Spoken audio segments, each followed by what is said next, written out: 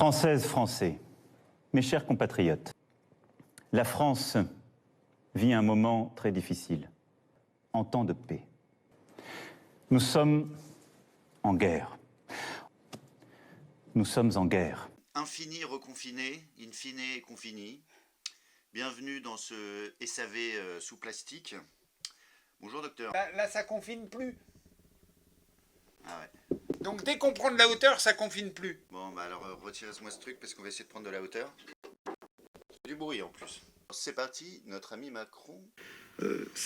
C'est quoi en fait l'ère qui s'achève en 2020? Est-ce que c'est une ère qui a commencé en 89? Est-ce que c'est une ère qui a commencé avec en 45? On a une crise du cadre multilatéral de 45, de son effectivité, etc. Mais plus grave à mes yeux, on a une crise, au fond, de l'universalité des valeurs que portent ces structures. Dans le service anti-violence, on est assez porté sur le etc. On en a déjà un petit peu parlé. Et là, on va faire court parce qu'on... En résumé, qu'est-ce que vous en pensez, docteur? Pour faire court, notre présipotent, sous ses dehors si charmants, vient de faire quelque chose qui s'appelle une réécriture de l'histoire. C'est-à-dire qu'il y avait un engagement qui était là depuis 75 ans, parce que le 24 octobre, c'était les 75 ans de l'ONU. Et à cette occasion, il y a même un traité international qui a été ratifié. C'est le traité d'interdiction des armes nucléaires, un truc énorme. Ça faisait 75 ans que l'humanité voulait concrétiser un truc comme ça. Et on a un président qui, 3 semaines plus tard, à l'issue du Forum de la paix de Paris, dans un grand entretien avec des journalistes qui ne sont lus que par les journalistes, puisque c'est Grand Continent, un truc que je vous défie de trouver chez votre disquaire et chez votre kiosquier, il vient expliquer avec la voix posée, un sens de la mesure tout présidentiel, une analyse de fond qui est celle du meilleur élève de la République, que le cadre de 45, c'est mort!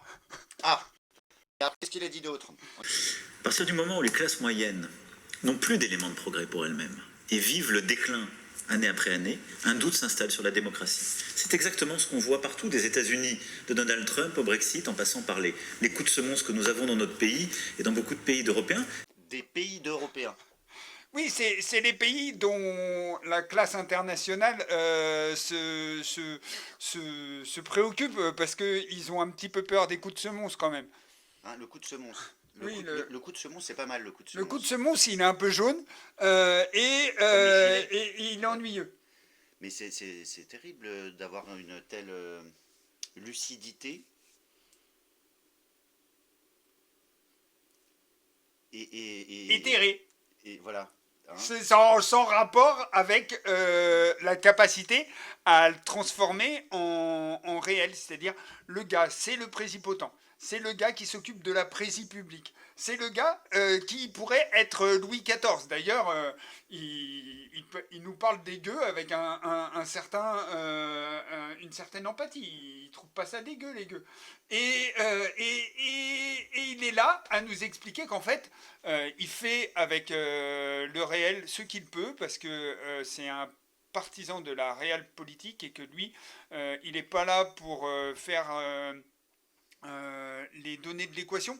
Il est là pour la résoudre en partant de ce qu'on lui impose, et que ce qu'on lui impose, c'est d'être un fasciste. Moi, j'ai l'impression qu'il a une technique quand même, on va écouter ça. Et on devient des systèmes qui expliquent aux gens comment se passer des choses qu'ils nous demandent. Alors, celle-là, elle est balèze. Hein. Ça, c'est de l'analyse, hein. Non, ça, c'est... Ouais, je pense qu'il faut la remettre en sortir d'émission, parce que là, tout a été On va la dit. remettre tout de suite, parce qu'il faut bien écouter. Hein. Il y a du contenu, attention, comme dirait mon ami, il y a du biscuit. Et on devient des systèmes qui expliquent aux gens comment se passer des choses qu'ils nous demandent. Avec le petit sourire. Vous voyez le petit sourire du présipotent qui vous donne le sentiment qu'il a dit quelque chose de bienveillant? Bah ouais. Il a dit un truc chouette. Ouais. Bon ben voilà, c'était le service anti-violence. C'était pour vous prouver que là où vous pensez qu'il y a de la tendresse, il y a une hyper-violence qui ne se cache même plus Et on vous engage à regarder ce superbe interview du Présipotent dans le Grand Continent. C'est vrai. Et à bientôt, les amis. Et on espère qu'on a réussi à vous démontrer par le menu que Manu fait les bonnes conclusions. Il est d'accord avec les gilets jaunes, il est d'accord avec les indignés, il est d'accord avec tout le monde en fait. Hein. Sauf avec l'ONU. Ah, il n'aime pas. Ah, Ah, caca. non. L'ONU, c'est caca. Non, la coopération, c'est d'abord C'est pas bien. c'est d'abord la souveraineté, la coopération. Eh oh. Bon, allez, on vous embrasse. Et puis rassurez-vous, Manu pense comme vous. Et il en fera rien. Allez, à ciao. Et on devient des systèmes qui expliquent aux gens comment se passer des choses qu'ils nous demandent. C'était bien. Il y avait des... J'ai vu des mollesses, hein. J'ai vu des gna là. Et je me suis fait chier, vous voyez, comme rarement. Vous voyez ce que c'est se faire chier